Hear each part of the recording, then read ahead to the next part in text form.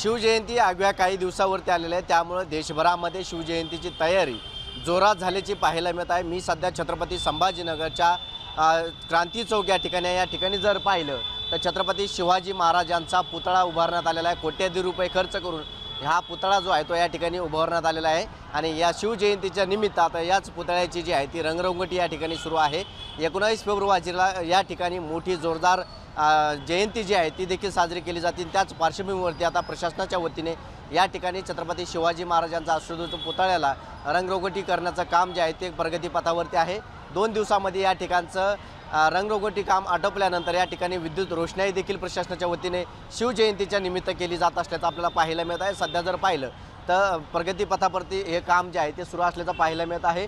राज्यातच नव्हे तर देशभरामध्ये छत्रपती शिवाजी महाराजांची जयंती जी आहे ती नागरिक उत्सवामध्ये साजरा करत असताना त्याच पार्श्वभूमीवरती प्रशासनाकडून देखील आता चांगली खबरदारी देखील घेतल्याची पाहायला मिळत आहे। कॅमेरा पर्सन संतोष सिरसाटसह विजय चिडे, छत्रपती संभाजीनगर।